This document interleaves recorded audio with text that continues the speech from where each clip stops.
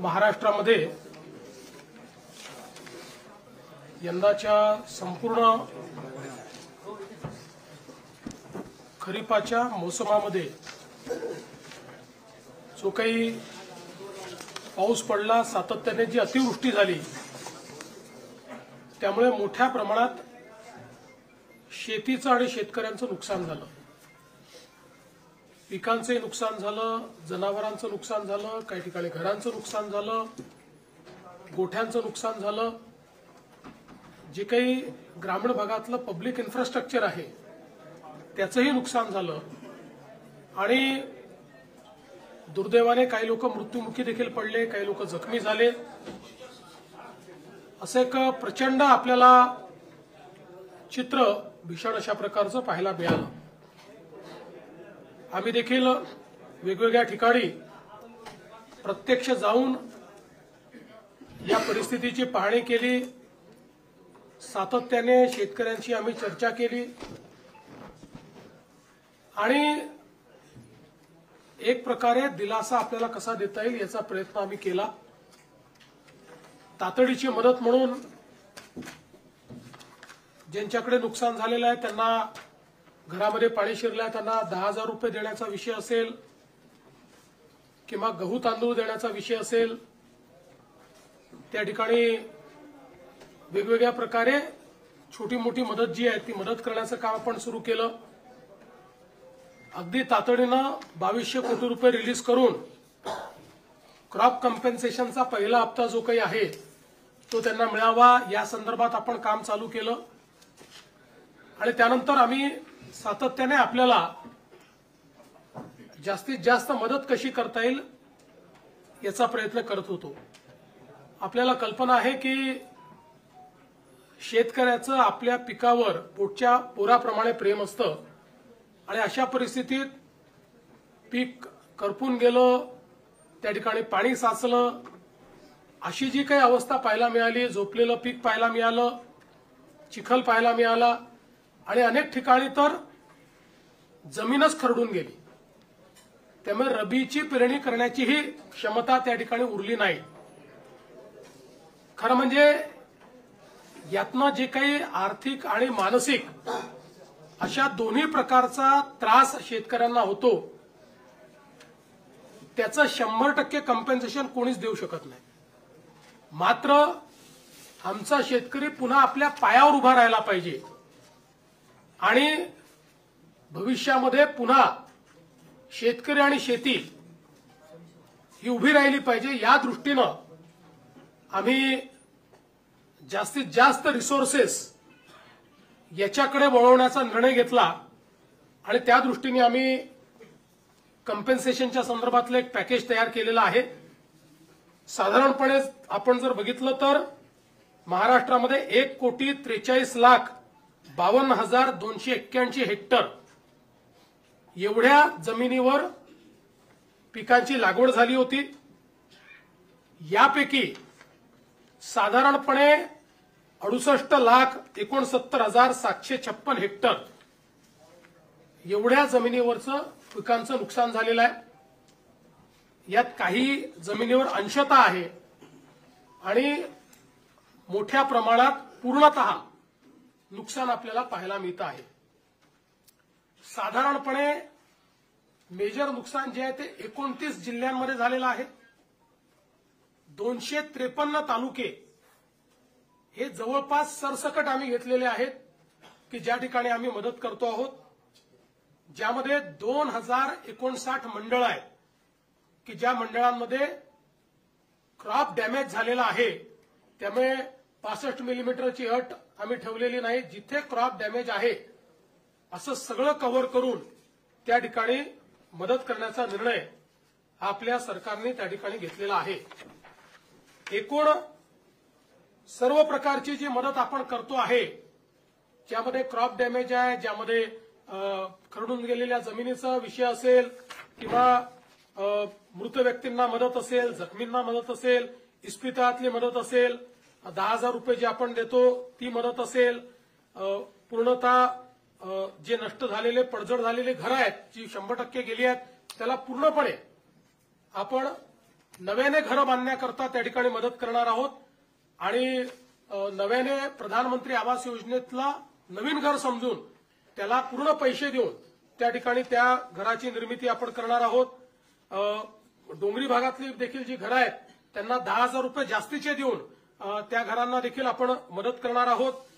जिथे अंशतः घरांची पडझड झाली आहे त्यांनाही मदत करणार आहोत. झोपड्यांची जिथे पडझड झाली आहे त्यांनाही मदत करणार आहोत. त्यासोबत गोठ्याची मदत आपण वेगळी करणार आहोत. दुकानदारांचं देखील नुकसान झालेल्या जवळपास 50,000 रुपयापर्यंतचं दुकानदारांना देखील आपण त्या ठिकाणी मदत करणार आहोत. दुधाळ जनावरं जी आहेत याच्याकरता जवळपास 37,500 रुपयापर्यंत प्रति जनावर अशा प्रकारे मदत करण्याचा आपण निर्णय घेतलेला आहे आणि एनडीआरएफमध्ये 3 जनावरांपर्यंतची जी काही मर्यादा आहे ती आपण काढून टाकलेली आहे. जेवढ्या जनावरांचं त्या ठिकाणी मृत्यू झाला असेल त्या प्रत्येक जनावराकरता राज्य सरकारच्या वतीनं कॉम्पेन्सेशन देण्यात जाईल. ओढकाम करणारी जी जनावरं आहेत त्याच्याकरता 32,000 रुपये प्रति जनावर देण्यात येईल. कुक्कुटपालनाकरता देखील आपण त्या ठिकाणी जो काही आपला दर आहे तो 100 रुपये प्रति कोंबडीप्रमाणे जेवढं नुकसान झालं असेल तेवढं देणार आहे. विशेषतः खरडून गेलेली जी जमीन आहे हा एक अत्यंत महत्वाचा विषय आहे. कारण शेवटी शेतकऱ्याला सॉईल आणावं लागणार आहे, माती आणावी लागणार आहे आणि त्याकरता मोठ्या प्रमाणात त्यांना त्याची मदत आपल्याला करावी लागणार आहे. आणि म्हणून आपण हा निर्णय केलेला आहे की 47,000 रुपये हेक्टरी त्यांना कॅश कॉम्पेन्सेशन आणि 3 लाख रुपये हेक्टरी हे नरेगाच्या माध्यमातून आम्ही त्यांना देणार आहोत. म्हणजे जवळपास 3.5 लाख रुपये हेक्टरी हे खरडून गेलेल्या जमिनीकरता शेतकऱ्यांना उपलब्ध करून देण्याचा निर्णय हा आपण या ठिकाणी घेतलेला आहे. आणि याच्या व्यतिरिक्त सगळ्यात महत्वाचं की जे काही कॉम्पेन्सेशन आपल्याला क्रॉपच्या संदर्भात द्यायचं आहे त्या क्रॉपच्या कॉम्पेन्सेशनच्याकडे मी शेवटी येतो. बाधित विहिरी आहेत. आता ज्या विहिरींमध्ये गाळ गेला आहे, ज्या विहिरींचं नुकसान झालेलं आहे याकरता एनडीआरएफचे कुठलेही नॉर्म्स नाहीत तरी देखील राज्य सरकारने एक विशेष बाब म्हणून 30,000 रुपये प्रति विहीर ही मदत करण्याचा निर्णय घेतलेला आहे. ज्यातनं हा गाळ काढणे आणि ती विहीर सुस्थितीत आणणे हे काम देखील आपण करणार आहोत. यासोबत अन्नधान्याच्या किट्स वगैरे आपण त्या ठिकाणी देतो ते मी यापूर्वी देखील सांगितलेलं आहे. आपण 2 अजून निर्णय याच्यात घेतले आहेत की जे काही इन्फ्रास्ट्रक्चरचं नुकसान झालं आहे ग्रामीण भागामध्ये त्याकरता 10,000 कोटी रुपये इन्फ्रास्ट्रक्चरच्या नुकसानीकरता आपण उपलब्ध करून देणार आहोत. डीपीसीमध्येही 5% अशा प्रकारे पूरग्रस्त भागातल्या कामाकरता आपण जवळपास 1,500 कोटी रुपये हे आपण उपलब्ध करून दिलेले आहेत. एक मागणी सातत्याने यायची, ओला दुष्काळ जाहीर करा, ओला दुष्काळ जाहीर करा. त्या संदर्भात आम्ही जी घोषणा केली होती त्यानुसार टंचाई म्हणजे ज्याला आपण बोलीभाषेत दुष्काळ म्हणतो किंवा अवर्षण असतं त्या वेळच्या ज्या काही उपाययोजना आहेत त्या सगळ्या उपाययोजना याला ओला दुष्काळ किंवा ओल्या टंचाईचा काळ समजून त्या सगळ्या उपाययोजना आपण त्या ठिकाणी करणार आहोत. ज्यामध्ये जमीन महसुलात सूट असेल, कर्जाचं पुनर्गठन असेल, शेतीशी निगडीत कर्जाच्या वसुली स्थगिती असेल, कृषी पंपाच्या चालू वीज बिल तर आता लागतच नाही त्यामुळे तो विषय संपलाय. वीज बिल आम्ही वसूलच करत नाही. शालेय व महाविद्यालयीन विद्यार्थ्यांना परीक्षा शुल्कात माफी हे देखील करण्यात येणार आहे. आणि रोयो अंतर्गतच्या कामाच्या निकषात ज्या काही सुधारणा करायच्या त्या आपण करणार आहोत. आणि विशेषतः अतिवृष्टी व पूर परिस्थितीमध्ये हे जे काही तालुके आपण जाहीर केले आहेत तिथे शेतीच्या वीज पंपाची जी काही वीज जोडणी आहे ती त्या ठिकाणी अबाधित राहील. त्याचं नुकसान झालं असेल तर त्याची भरपाई मिळेल. अशा सगळ्या गोष्टी ज्या आपण दुष्काळाच्या म्हणजे टंचाईच्या काळात करतो त्या सगळ्या गोष्टी आता देखील आपण या ठिकाणी लागू केलेल्या आहेत. आता मी याच्याकडे वळतो की आपण शेतकऱ्यांना जी थेट मदत करणार आहोत म्हणजे ही आधीची सगळी मदत शेतकऱ्यांनाच आहे पण क्रॉप कॉम्पेन्सेशन.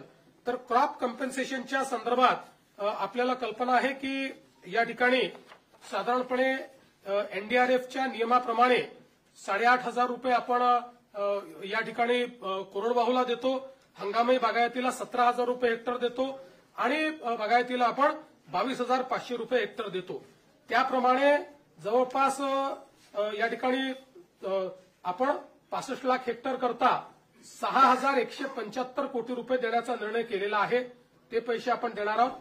आणि याच्या व्यतिरिक्त आपण हा निर्णय केलेला आहे की आता आमच्या शेतकऱ्याला किमान रबीचं पीक घेता आलं पाहिजे. त्याकरता बियाणं असतील किंवा इतर गोष्टींकरता आपण प्रति हेक्टरी अतिरिक्त 10,000 रुपये देण्याचा निर्णय केलेला आहे.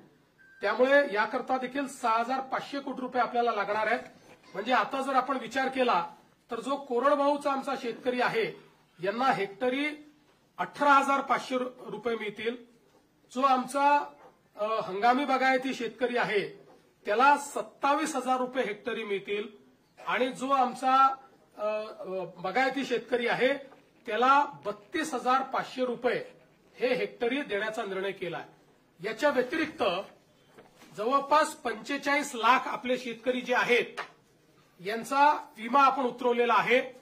विमा उतरवलेल्या शेतकऱ्यांना याच्या व्यतिरिक्त आता त्याचं कॅल्क्युलेशन चाललेलं आहे, पण याच्या व्यतिरिक्त अगदी कन्झर्वेटिव्ह साईडला जरी आपण पकडलं तरी ज्यांचं पूर्ण नुकसान झालेलं आहे अशा शेतकऱ्यांना साधारणपणे 17,000 रुपये हेक्टरी विम्याचे पैसे मिळतील. त्यामुळे आपण जर बघितलं तर ज्यांनी विमा उतरवलेला आहे अशा शेतकऱ्यांना साधारणपणे त्यातले जे कोरडवाहूचे शेतकरी आहेत त्यांनाही 35,000पर्यंत मिळतील. आणि जे बागायती आहेत त्यांना तर 50,000 प्रति हेक्टरच्या वर एकंदरीत पैसे जे आहेत ते या ठिकाणी प्राप्त होणार आहेत. आणि साधारणपणे आपण जर एकूण राज्य सरकारने या ठिकाणी जो काही आता याच्यावर नियतवेग दिलेला आहे त्याचा एकत्रित अंदाज बांधला. आम्ही याच्यामध्ये साधारणपणे इन्शुरन्सचे पैसे जे आहेत ते 5,000 कोटीच पकडले आहेत, पण आमचा अंदाज आहे 7,500 ते 10,000 कोटी रुपये आम्हाला त्यातनं मिळतील. पण कन्झर्वेटिव्ह अंदाज आम्ही पकडलाय कारण त्या संदर्भात अजून क्लेम जाणे आणि ती सगळी प्रोसेस होणे आहे. पण हा जरी आपण पकडला कन्झर्वेटिव्ह अंदाज तरी एकूण राज्य सरकारच्या वतीनं 31,628 कोटी रुपयांचं पॅकेज हे आपण या ठिकाणी देतो आहोत की ज्या माध्यमातून 31,628 कोटी एवढं पॅकेज म्हणजे जवळपास 32,000पर्यंत हे पॅकेज चाललेलं आहे. अशा 32,000 कोटीपर्यंत अशा प्रकारचं हे पॅकेज या ठिकाणी आपण दिलेलं आहे. आणि आपला प्रयत्न आहे की यातला जेवढा जास्तीत जास्त पैसा हा आपल्याला या ठिकाणी दिवाळीच्या आधी देता येईल. किमान क्रॉप कॉम्पेन्सेशनचे पैसे वगैरे जे काही आहेत हे जेवढे जास्तीत जास्त दिवाळी आधी पुश करता येतील. बाकी तर जे मृत व्यक्तींचं सहाय्य आहे, जखमींचं सहाय्य वगैरे हे आम्ही ऑलरेडी देऊन टाकले आहेत. 10,000 रुपये जे द्यायचे आहेत ते ऑलरेडी देऊन टाकलेले आहेत. बऱ्याच गोष्टी आपण यातल्या दिलेल्या आहेत. काही गोष्टी ज्या राहिलेल्या आहेत त्या सगळ्या गोष्टी आणि क्रॉप कॉम्पेन्सेशनचे पैसे हे आपण त्या ठिकाणी देण्याचा प्रयत्न करणार आहोत. आणि आपण जर विचार केला तर निव्वळ क्रॉप कॉम्पेन्सेशन करता आपण याच्यामध्ये जे पैसे देतो ते देखील जवळपास 18,000 कोटी रुपयांपेक्षा जास्त आहेत. म्हणजे मला असं वाटतं की आतापर्यंतच्या इतिहासात सर्वात जास्त पैसे हे क्रॉप कॉम्पेन्सेशनला देण्याचा प्रयत्न या ठिकाणी आपल्या सरकारच्या माध्यमातून आम्ही केलेला आहे. आम्ही तिघांनी बसून याच्यावर खूप विचार केला आणि हा निर्णय केला की 4 खर्च कमी करावे लागले तरी देखील आपण त्या संदर्भात मागे पुढे पाहू नये. कारण शेतकऱ्यांवर अभूतपूर्व अशा प्रकारचे संकट आहे आणि म्हणून आपण जे काही जास्तीत जास्त करता येईल तो करण्याचा प्रयत्न आम्ही करू. याच्या व्यतिरिक्तही आमचा हा प्रयत्न आहे. आज मुख्यमंत्री सहायता निधीला देखील मोठ्या प्रमाणात लोक मदत करतायत आणि त्याही माध्यमातून अनेक गोष्टी अशा असतात की ज्या आपल्या कुठल्याच नियमामध्ये आपल्याला कव्हर करता येत नाहीत. त्यामुळे अशा प्रकारच्या ज्या काही गोष्टी हळूहळू आढळतील त्याच्यावर आम्ही मुख्यमंत्री सहायता निधीतनं किंवा काही लोकांनी सीएसआर देखील देण्याचं मान्य केलंय. त्या सीएसआरच्या माध्यमातून आपल्याला कशी मदत करता येईल या संदर्भातला प्रयत्न आमचा असणार आहे. कुठल्याही परिस्थितीमध्ये शेतकऱ्यांच्या मुलांचं शिक्षण हे याच्यामुळे बाधित होऊ नये, त्यांची स्वप्न कुठेतरी खंडित होऊ नये अशा प्रकारचा प्रयत्न या माध्यमातून आम्ही या ठिकाणी केलेला आहे. त्यामुळे हे सगळं मी आपल्यासमोर पॅकेज ठेवलेलं आहे. मी माननीय अजितदादा आणि शिंदे साहेबांना विनंती करतो की त्यांनी देखील मत याच्यावर व्यक्त करावं.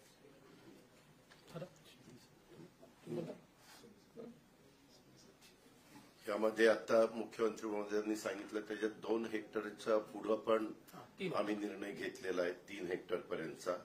त्याच्यामुळे काही शेतकऱ्यांच्या मनात अशी शंका येण्याची शक्यता आहे की आपल्याला 2 हेक्टर आणि तो वरचा सगळा भार राज्य सरकारने उचललेला आहे. कारण 2 हेक्टर पर्यंत एनडीआरएफ एसडीआरएफच्या संदर्भातले नॉर्म्स असतात. त्याच्यामुळे हे करत असताना अनेकांनी वेगवेगळ्या पद्धतीनं मागण्या केलेल्या आहेत. पण या सगळ्याच्या मध्ये कुठल्याही परिस्थितीत त्या शेतकऱ्याला उभं करायचंच असा निर्णय राज्य सरकारने घेऊन ह्या सगळ्या गोष्टी अंमलात आणण्याच्या करता आपण हे पॅकेज हे जाहीर केलेलं आहे. आणि ज्यात खूप बारकाईनं विचार करून कुठलाही घटक हा वंचित राहणार नाही याबद्दलची पण काळजी राज्य सरकारने हे पॅकेज जाहीर करत असताना केलेलं आहे.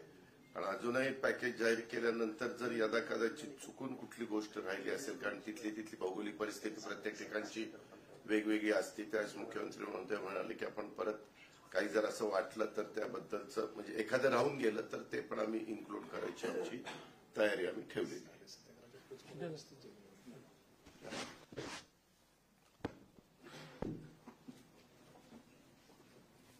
यावर्षी अतिवृष्टीमध्ये 1 जून ते 30 सप्टेंबर पर्यंत अतिशय मोठं नुकसान शेतकऱ्यांचं झालं आणि प्रत्यक्ष संकट मोठं होतं. मुख्यमंत्री महोदय स्वतः, अजितदादा, मी, आमचे कृषी मंत्री, सगळेच मंत्री प्रत्यक्ष बांधावर देखील जाऊन शेतकऱ्यांचं झालेलं नुकसान पाहिलं देखील. आणि फक्त बांधावर जाऊन नुकसान पाहण्यापुरतं सरकारने काम मर्यादित केलं नाही, तर तात्काळ त्यांना 10,000 रुपये तातडीची मदत देण्याचाही निर्णय घेतला. त्याचंही वाटप सुरू झालं. यावेळी जवळपास 352 तालुके आणि 65 लाख हेक्टर जमीन नुकसानग्रस्त झाली आणि जवळपास 60 लाख शेतकरी याच्यामध्ये बाधित झाले. एकंदरीत आपण सगळ्यांनीच पाहिलं की शेतकऱ्यावर हे आलेलं संकट गेल्या अनेक वर्षापासूनचं मोठं होतं. अनेक शेतकरी भेटत होते, ते म्हणाले एवढा मोठा पाऊस आम्ही अनेक वर्षात पाहिला नाही. आणि म्हणूनच शेतकऱ्यांवर आलेला प्रसंग बाका होता, मोठा होता. आणि त्यामुळेच मुख्यमंत्री महोदय, मी, अजितदादा, आम्ही आमच्या या बाबतीमध्ये 2-3 बैठकाही झाल्या आणि शेतकऱ्याच्या मागे खंबीरपणे महायुतीचं सरकार नेहमी राहिलंय.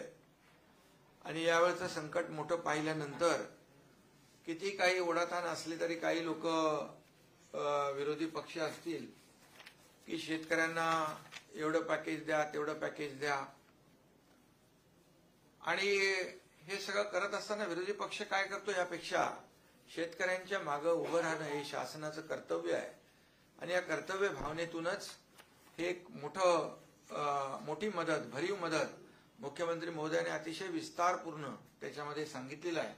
आणि 31,000 कोटीपेक्षा जास्तचं हे सगळी जी मदत आहे ती आपण त्याचा देण्याचा निर्णय घेतलाय. खरं म्हणजे यामध्ये उभी पिकं आडवी झाली होती, जमिनी खरडून गेल्या, काही नदीच्या प्रवाहामध्ये जमिनीच कापून गेल्या आणि त्याचबरोबर घरांची पडझड झाली, अंशतःही झाली, पूर्णताही झाली, पशुधन वाहून गेलं, काही जीवितहानी झाली. फार प्रचंड असं हे मोठं नुकसान यावेळेस आपण पाहिलेलं आहे.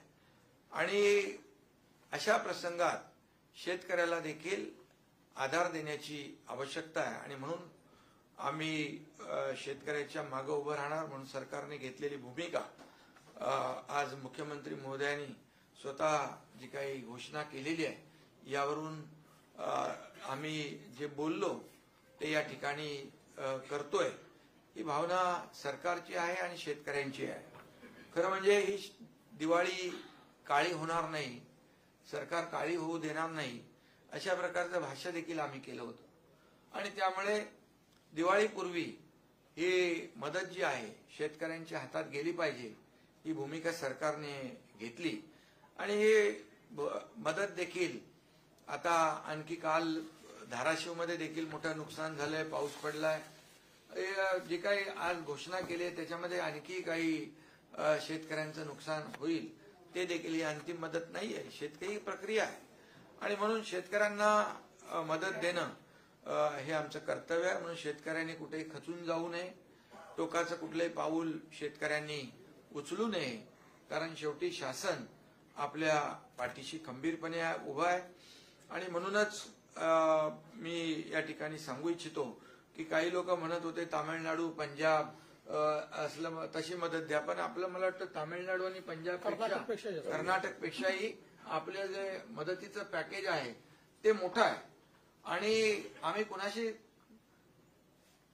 म्हणजे तुलना करण्यापेक्षा आपल्या शेतकऱ्याला काय हवंय, काय काय नुकसान झालेलं आहे, ही वस्तुनिष्ठ अहवाल घेऊन त्यामध्ये मदत होईल.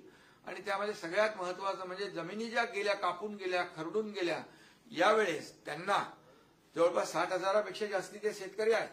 आणि अशा शेतकऱ्यांना 47,000 रुपये तर मुख्यमंत्री महोदयांनी सांगितल्याप्रमाणे खरडून गेलेल्या जमिनीला मिळणारच आहेत. परंतु मनरेगामधून 3 लाख रुपये हेक्टरी जे काय जमिनीचं रिस्टोरेशन आहे, पूर्ववत जमीन करणं हे सोपं नाहीये. आणि तो मोठा प्रश्न शेतकऱ्यांसमोर होता आणि तो आपण सरकारने मिटवलाय. त्यामुळे देखील मोठी मदत, रॉयल्टी लावत नाही आपण. आणि त्याला रॉयल्टी फ्री केलेला आहे. त्यामुळे या मदतीच्या पॅकेजमध्ये गाळ भरलेला आहे. तो देखील जो गाळ काढण्याचं काम त्याला देखील या सर्व मदतीची त्याला सहकार्य होणारच आहे. आणि यामध्ये 2 हेक्टरचं आपण 3 हेक्टर, काही लोक म्हणत होते की 2 हेक्टरची मर्यादा आहे, ती मर्यादा काढा. तर 3 हेक्टर आपण ऑलरेडी त्याची देखील मर्यादा वाढवलेली आहे. आणि यामध्ये जसं पीक विम्याचं देखील मुख्यमंत्री महोदय म्हणाले, ती देखील रक्कम यामध्ये ऍड होणार आहे. आणि मोठ्या प्रमाणावर यामध्ये शेतकऱ्यांना दिलासा मिळेल. शेतकरी वाऱ्यावर शेतकऱ्याला सोडणार नाही. आणि शेतकऱ्याला पुन्हा सक्षम करण्यासाठी जे जे काही उपाय करता येतील ते आम्ही करणार आहोत. आणि म्हणून सगळे निकष बाजूला ठेवून आमच्या सरकारने सगळे निकष, अटी, शर्ती बाजूला ठेवून शेतकरी हा केंद्रबिंदू, शेतकरी हा फोकस केलेला आहे. आणि म्हणूनच या वेळेस किती ताणाताण असली, ओढाताण असली तरी सुद्धा सरकारने खूप मोठा निर्णय शेतकऱ्यांसाठी घेतलेला आहे.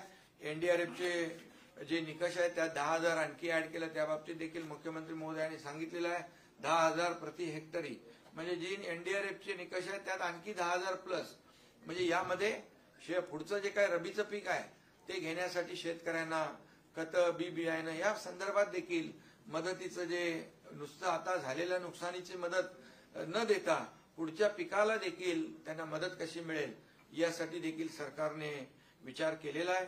आणि त्याचबरोबर आम्ही तिघांनी, अमित भाई आले होते त्यावेळेस देखील त्यांना विनंती केली की मोठं संकट आहे आणि या संकटामध्ये आम्ही राज्य सरकार तर पूर्ण ताकदीने खंबीरपणे शेतकऱ्यांच्या मागे उभे आहोतच.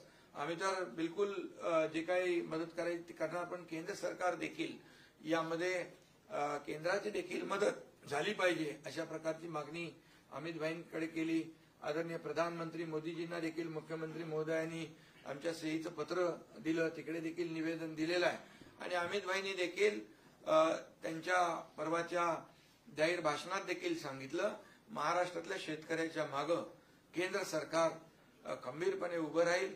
आपला प्रस्ताव दाखल केला की तातडीने तो मान्य केला जाईल. त्यामुळे मला वाटतं की यावेळचं संकट मोठं बघून राज्य सरकारने मोठा निर्णय घेतलेला आहे. आकड्यामध्ये म्हणजे आपण आकडे पाहिले किंबहुना ज्या ज्या पद्धतीचं नुकसान शेतकऱ्यांचं झालंय या सर्व शेतकऱ्यांना पूर्णपणे मदतीचा हात राज्य सरकार देईलच आणि तो निर्णय आपण घेतलेलाच आहे. आणि यानंतर देखील काही छोट्या मोठ्या काही गोष्टी समोर येतील त्याला देखील सरकार हात आकडता घेणार नाही. आणि केंद्र सरकार देखील आदरणीय प्रधानमंत्री नरेंद्र मोदीजी नेहमीच शेतकऱ्यांच्या पाठी उभे राहिलेले आहेत.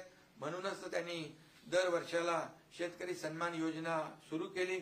आपणही त्याच्यामध्ये तेवढेच 6,000 रुपयाची भर घालून नमो शेतकरी सन्मान योजना देखील सुरू केली.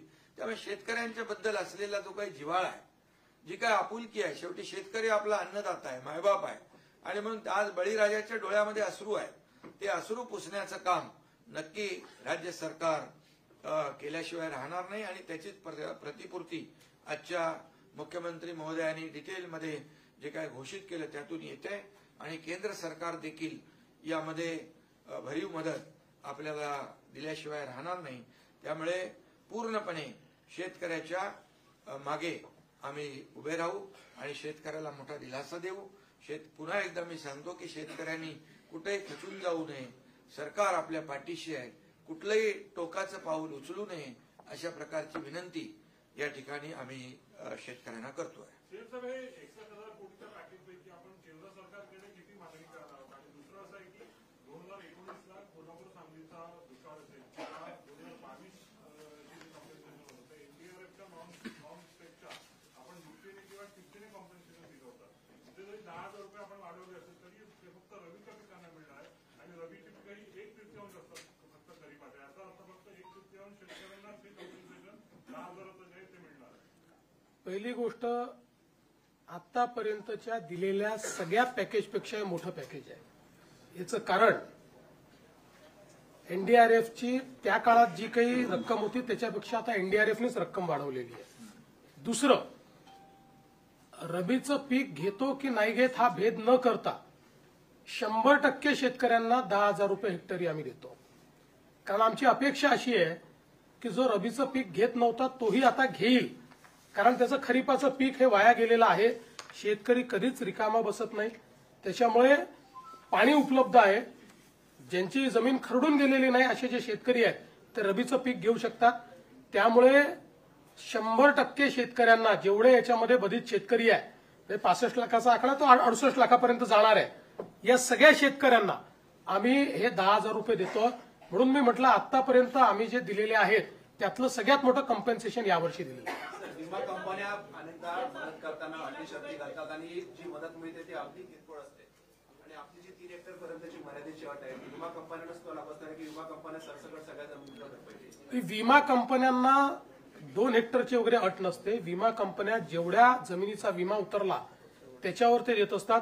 आज सकाळीच केंद्रीय कृषी मंत्री शिवराज सिंग चौहान साहेब यांनी मला स्वतः फोन केला आणि त्यांनी सांगितलं की तुम्ही विम्याच्या संदर्भात जी काही कारवाई करावी लागते ती लवकर पूर्ण करा. मी स्वतः विमा कंपन्यांची बैठक घेऊन त्यांनी तातडीनं योग्य कॉम्पेन्सेशन दिलं पाहिजे याकरता त्यांच्यावर दबाव आणीन. त्यामुळे आता आम्ही आमची जी प्रोसेस आहे, जे व्हॅलिडेशन आपल्याला करून द्यावं लागतं, त्या प्रोसेसला आता आपण गती दिलेली आहे.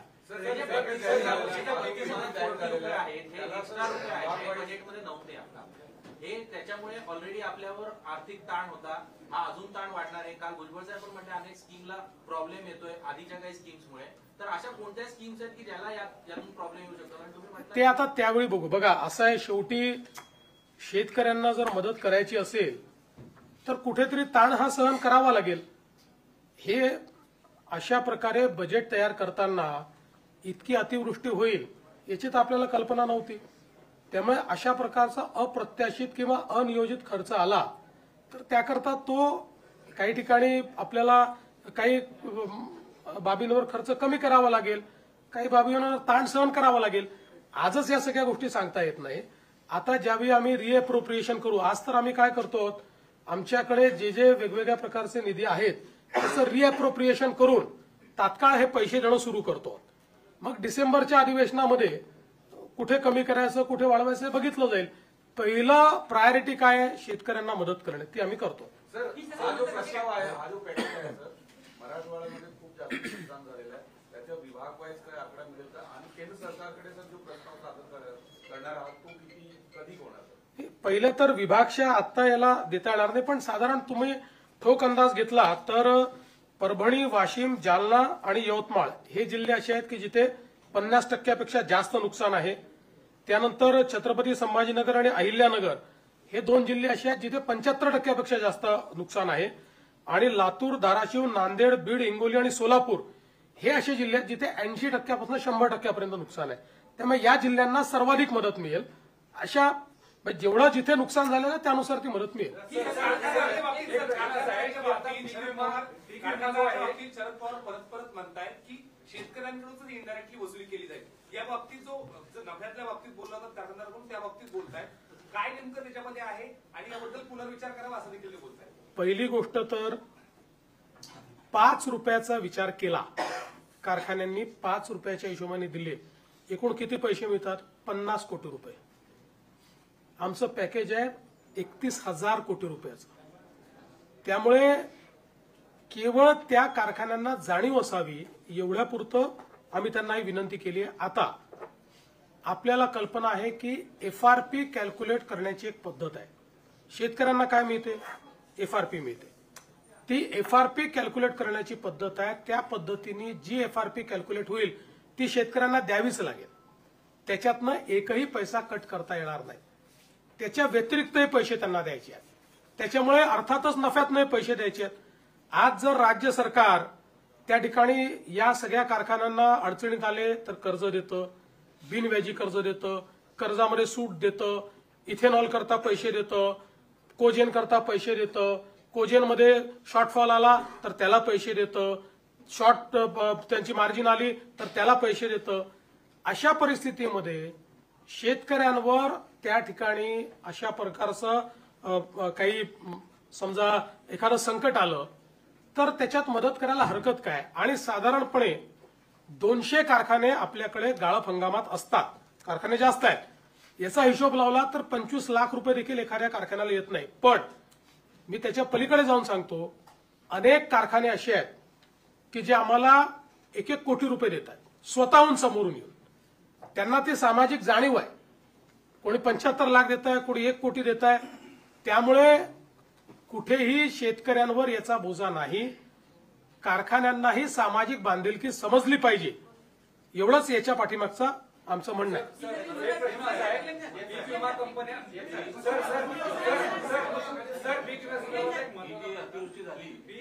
हे झालं की तुम्हाला यंदाचा पीक विमा हा पीक कापणी प्रयोगावर मिळणार आहे. आता पिकच शिल्लक राहिलेली नाही आणि कंपन्यांनी ऑलरेडी आधी प्लॉट तयार केलेले आहेत की जे कापणी प्रयोग तिथं होणार आहे. तर याचं उंबरठा उत्पादन गृहीत धरून पीक विमा कंपन्या मदत देणार की सरसकट आता ज्या पद्धतीने तुम्ही मदत जाहीर केली त्या पद्धतीने पीक विमा कंपन्यांना तुम्ही निर्देश देणार?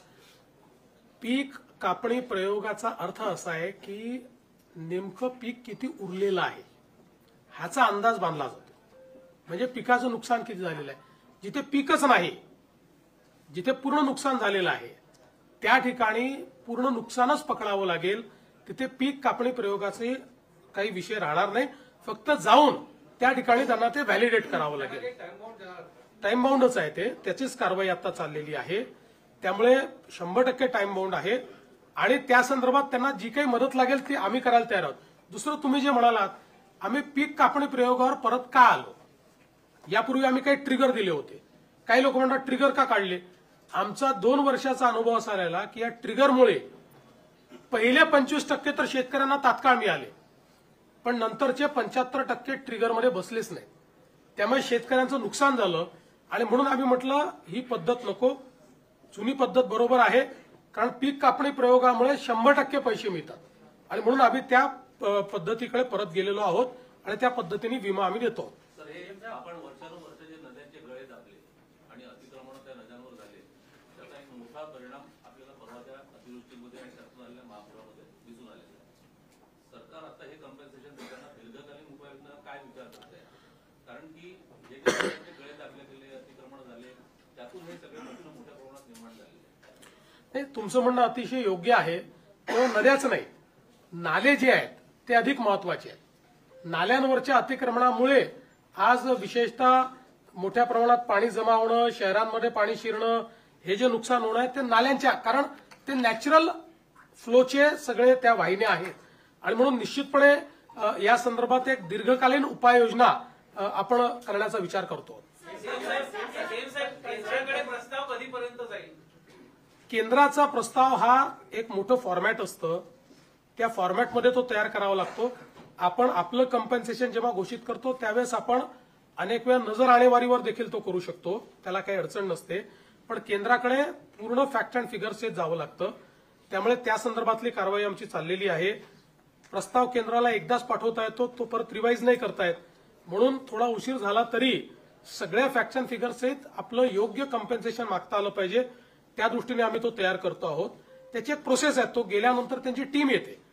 त्यामुळे पण जसं मी यापूर्वी देखील सांगितलं की त्याकरता आम्ही थांबणार नाही आहोत, कारण ते रिएम्बर्समेंट आहे.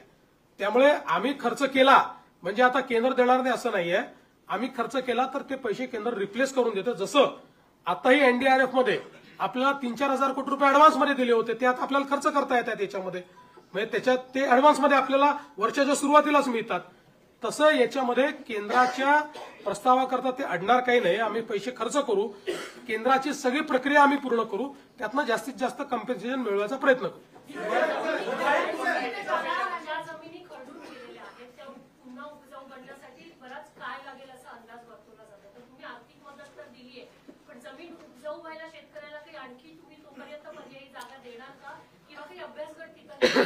नाही, याची आवश्यकता नाही आहे. जेव्हा जमीन खरडून जाते त्यावेळी आपण त्या ठिकाणी दुसरीकडनं माती आणतो, सॉइल आणतो. आणि जसं आता सोलापूरमध्ये प्रयोग सुरू केला, सर्वाधिक बाधित सोलापूर आहे. तर या ठिकाणी जो धरणांमध्ये गाळ वाहून आलेला आहे, हा गाळच उपसा करून तो शेतकऱ्याच्या शेतीमध्ये नेऊन टाकायचा. त्याकरता उपस्याला पैसे लागतात, त्याकरता ट्रान्सपोर्टला पैसे लागतात, ते सगळे लेबरचे पैसे लागतात, ते आम्ही उपलब्ध करून देतोय. आणि हा जो गाळ आहे हा इतका उपजाऊ असतो, म्हणजे अनेक वेळा अशा प्रकारचा आपण मागच्या काळामध्ये गाळमुक्त धरण, गाळयुक्त शिवार योजना केली. तर जेव्हा अशा प्रकारचा गाळ आणून आपण शेतीमध्ये टाकतो त्यावेळी आपल्याला जे वेगवेगळी खतं त्या ठिकाणी किंवा रासायनिक खतं यूज करावी लागतात, त्याचा उपयोग अगदी मिनिमम होतो आणि कदाचित पहिल्या वर्षी तो करावाही लागत नाही, म्हणजे कमीत कमी करावा लागतो. त्यामुळे ही अतिशय उपजाऊ अशा प्रकारची ती जमीन त्या ठिकाणी तयार होते. म्हणून वेगाने हे काम करता यावं म्हणूनच 2 भाग केलेले आहेत. याच्यातला जवळपास 47,000 रुपये कॅश कॉम्पेन्सेशन आहे आणि 3 लाख रुपये नरेगातले.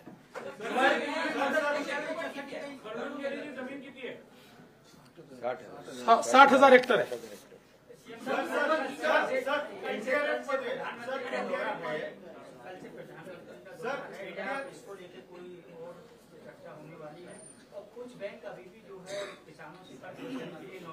असं आहे की एखाद दुसरी बँक काहीतरी करते, पण त्याचा अर्थ संपूर्ण राज्यात होत आहे असं जे चित्र निर्माण केलं होतं हे चुकीचं आहे. मध्ये त्या धाराशिवच्या एखाद्या बँकेने केलं असेल त्यांना आपण योग्य प्रकारे सांगतो, कारण शेवटी सगळीकडेच काही विचित्र लोक असतात, पण याचा अर्थ सगळीकडे होतं असं नाहीये.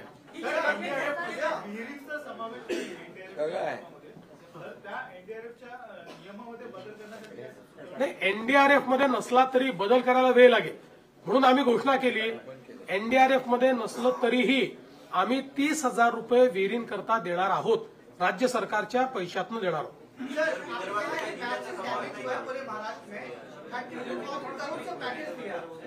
सर, अगर किसानों को और भी ज्यादा जरूरत पड़ेगी तो आपकी सरकार देगी या फिर केंद्र सरकार की मांग करेंगे कि ज्यादा नुकसान किसानों को भरपाई हो? देखिए, अभी जो महाराष्ट्र में बाढ़ आई है, उस बाढ़ में करीब 65 से 68 लाख हेक्टेयर जमीन पर जो किसानों की फसल थी वो फसल बर्बाद हुई है. कई अलग अलग प्रकार से किसानों का नुकसान हुआ है. कहीं मवेशी बहकर गए हैं, कहीं पर घरों का नुकसान हुआ है, कुछ इंफ्रास्ट्रक्चर का नुकसान हुआ है, अलग अलग प्रकार से जमीन उनकी बह गई है. तो ऐसे अलग अलग प्रकार से किसानों का नुकसान हुआ है. राज्य सरकार ने ये निर्णय किया है कि हम लोग किसानों को अपने पांव पर खड़ा करने की कोशिश करेंगे.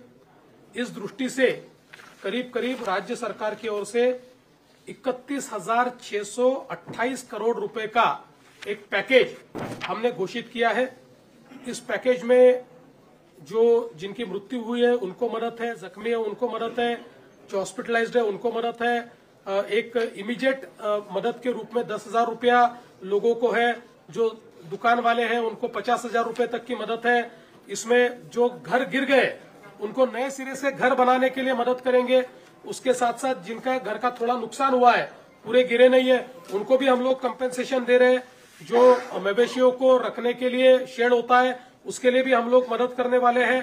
मवेशियों को एनडीआरएफ में अगर वो दूध देने वाला जानवर हो तो उसके लिए 3 जानवरों तक ही कंपेंसेशन दिया जाता है। हमने तय किया कि हम पूरा कंपेंसेशन देंगे, जितने मवेशी उनके एक प्रकार से मरे हैं उतना पूरा उनको हम कंपेंसेशन देंगे। इसके साथ साथ हम लोगों ने कंपेंसेशन देने के लिए जो 2 हेक्टेयर की एक मर्यादा होती है उसको भी 3 हेक्टेयर करने का निर्णय लिया है। और जो जमीन बहकर जाती है, बह गई है, जो जहां पर अब खेती लायक जमीन नहीं बची वहां पर सॉइल लाना पड़ता है, मिट्टी लानी पड़ती है, उसके लिए 47,000 रुपया कैश कंपेंसेशन और 3 लाख रुपया नरेगा के माध्यम से हम लोग देने वाले हैं, ताकि वो किसान आने वाले दिनों में वापस सॉइल लाकर अपनी जमीन को रिस्टोर करे और अपनी खेती किसानी को वो शुरुआत कर पाए। इस प्रकार का उनको मदद करने वाले। और इसके साथ साथ हम लोगों ने विशेष रूप से जो क्रॉप कंपेंसेशन है, क्रॉप कंपेंसेशन में करीब करीब हम लोग 17,675 करोड़ रुपया क्रॉप कंपेंसेशन दे रहे हैं, जिसमें एनडीआरएफ के नॉर्म के हिसाब से 8,500 रुपया हेक्टर जो ड्राईलैंड फार्मिंग करते हैं उनके लिए होता है। जहां पर थोड़ी सिंचाई है सीजनल उनको 17,000 रुपया, और जहां पर सिंचाई उपलब्ध है वहां पर 22,500 रुपया ऐसे एनडीआरएफ के नाम के हिसाब से हम लोग देंगे। लेकिन उसके साथ साथ उन सभी को, चूंकि अब उनकी खरीफ की फसल बर्बाद हुई है तो ये लोग रबी में वापस फसल ले पाए, इसलिए 10,000 रुपया हेक्टरी ये एक्स्ट्रा कंपेंसेशन हम उनको दे रहे हैं। तो एक प्रकार से अगर हम लोग देखें तो जहां जो इरिगेटेड हमारे फार्मर है उनके लिए जो ये कंपेंसेशन है ये करीब करीब 32,500 रुपए तक जाने वाला है। इसके साथ साथ जिन्होंने इंश्योरेंस किया है ऐसे 45 लाख हमारे पास किसान हैं। इन 45 लाख किसानों को एक बहुत ही, अगर हम लोग कंजर्वेटिव एस्टिमेट ले तब भी इनको हेक्टरी 15,000 से 17,000 रुपए मिल सकते हैं, और करीब 5,000 से 10,000 करोड़ रुपया ये इंश्योरेंस के माध्यम से हमारे किसानों को मिलेगा। तो उसकी भी व्यवस्था हमने की है। कुल मिलाकर अगर हम लोग देखें तो 29 जिले हमारे प्रभावित है, 253 तालुके हमारे प्रभावित है, और करीब करीब 2059 जो हमारे मंडल है वो इसमें प्रभावित हुए हैं।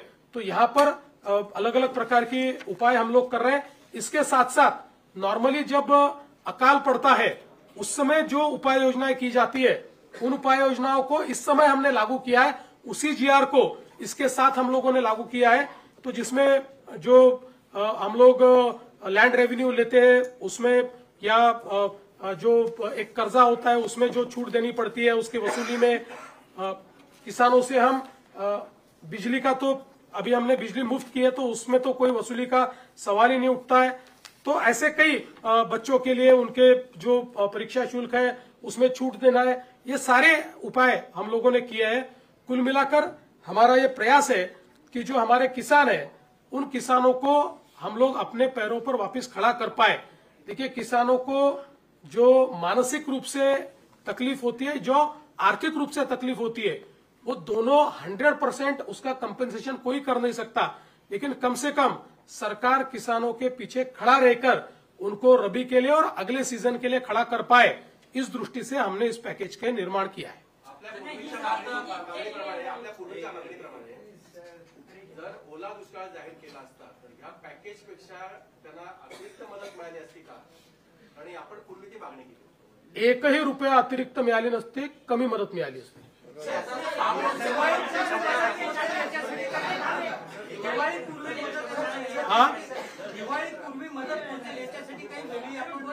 प्रयत्न चालू केला आहे, ऑलरेडी आम्ही त्याची व्यवस्था आपल्या वित्त विभागाने केलेली आहे। आम्ही यावेळेस एक वेळेकरता ई-केवायसीचे नॉर्म्स देखील आम्ही त्या ठिकाणी रद्द केलेले आहेत। ॲग्रीज टॅक्सचा जो डेटा आपल्याकडे आहे तोच डेटा प्रमाण मानून त्या खात्यांमध्ये आम्ही पैसे देणं सुरू केलं। प्रत्यक्षात शेतकऱ्यांपर्यंत किती प्रमाणात आणि किती वेळात पोहोचते याचं मॉनिटरिंग करण्यासाठी तुम्ही एखादी विशेष यंत्रणा निर्माण करा। आता जी काही मदत जाते ही थेट खात्यांमध्ये जाते, त्यामुळे ही पूर्णपणे इलेक्ट्रॉनिकली ट्रॅक होते, याचा संपूर्ण हिशोब असतो। त्याच्यामुळे फक्त 10,000 रुपये जे आपण सुरुवातीचे देतो, जे ज्यांच्या घरात पाणी घुसलंय तेच कॅश कंपेन्सेशन असतं, ते खात्यात देतो, पण खात्यात नसेल तर कॅश देतो। बाकी सगळी आपण जी आता मदत करतो ही सगळी इलेक्ट्रॉनिकली डिजिटली खात्यामध्येच करतो आहोत, त्याच्यामुळे त्याचं पूर्ण ट्रॅकिंग होणार आहे.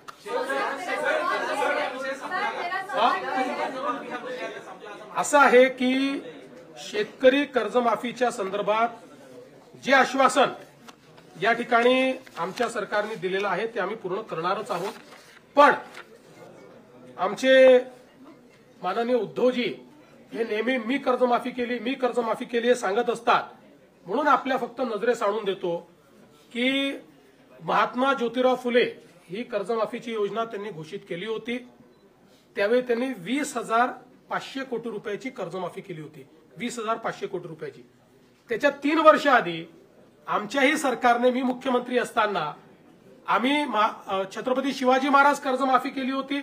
त्याच्यामध्ये 18,762 कोटी आणि नंतर 1900 कोटी अशी 20,500 कोटी रुपयाची तेव्हाही कर्जमाफी केली होती. त्यामुळे उद्धवजींनी काहीतरी वेगळं केलं असं नाहीये. आधीच्या सरकारने केलं होतं उलट. उद्धवजींनी जे 50,000 रुपये नियमित कर्ज धारकांना द्यायचं कबूल केलं होतं, 2.5 वर्षात फुटकी कवडी दिली नाही. ती सगळी ज्यावेळेस शिंदेसाहेब मुख्यमंत्री झाले त्यावेळी आम्ही जवळपास 5,000 कोटी रुपये हे त्यावेळी दिले. आणि मी हा आकडा याकरता सांगतो की आपण एक लक्षात ठेवा, 20,000 कोटी रुपयाचं त्यांनी त्या ठिकाणी कर्जमाफी केली. आम्ही तर आता जे कम्पेन्सेशन देतो ते 18,000 कोटीच आहे. म्हणजे 18 नाही, ते खरडून गेलेल्या जमिनीचा विषय केला तर 21,000 कोटीच आहे. 21,000 कोटी रुपयाचं तर थेट कम्पेन्सेशन आम्ही देतो. त्यामुळे आम्ही कुठेही आमच्या घोषणेपासून दूर गेलेलो नाही. पण आज कर्जमाफी करण्यापेक्षा थेट मदत करणं हे जास्त महत्वाचं आहे. कारण कर्जमाफी केली तरी तो आपल्या जमिनीवर माती कुठनं आणणार आहे, तो आपल्या पुढच्या हंगामामध्ये पैसे कुठनं आणणार आहे. आणि म्हणून कर्जमाफीच्या संदर्भात आम्ही कुठेही मागे हटलेलो नाही, ती देखील आम्ही करू. पण आज जी थेट मदत करणं हे गरजेचं आहे, ती थेट मदत आता राज्य सरकारच्या वतीनं आम्ही करतो आहोत. सर, एक सवाल ये भी है कि आपकी सरकार की तरफ से किसानों को मदद दी जा रही है, लेकिन कई जो किसान हैं, जो उनके परिवार वाले हैं, उनके पास शायद वो दस्तावेज, वो डॉक्यूमेंट्स नहीं होंगे. क्या उन किसानों को भी ये सहायता दी जाएगी? देखिए, इसके लिए दस्तावेज की आवश्यकता ही नहीं है. ये हमने अपने सर पर लिया है. इसका वैलिडेशन भी हम कर रहे हैं. इसका एग्रीस्टैक का अकाउंट भी हमारे पास है. तो इसलिए उनको कोई दस्तावेज देने की जरूरत नहीं है. इसका सर्वे भी हम लोग करते हैं, उसका वैलिडेशन भी हम लोग करते हैं.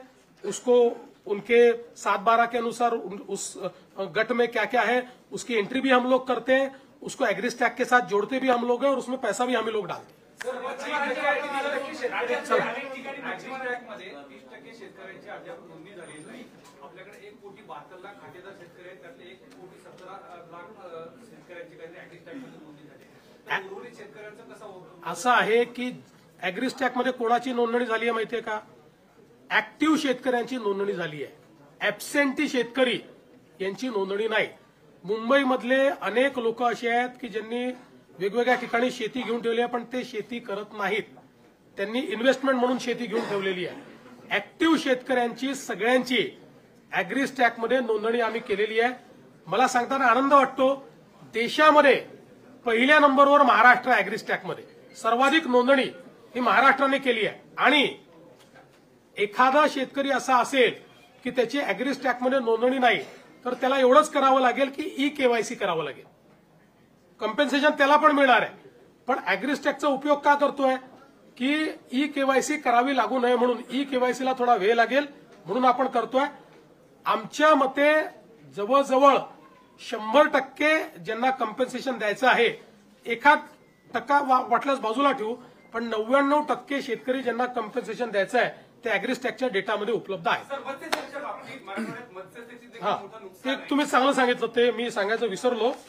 मत्स्य शेतीच्या बाबतीतही आपण त्या ठिकाणी जी काही नुकसान भरपाई आहे ती नुकसान भरपाई आपण देतो आहोत. आणि जवळपास मत्स्य शेती करता त्याच्यानंतर काही ठिकाणी बोटींचं नुकसान झालेलं आहे, त्याही करता आपण नुकसान भरपाई देतो. आपण 100 कोटी रुपये त्याकरता वेगळे राखून ठेवले. चला, धन्यवाद.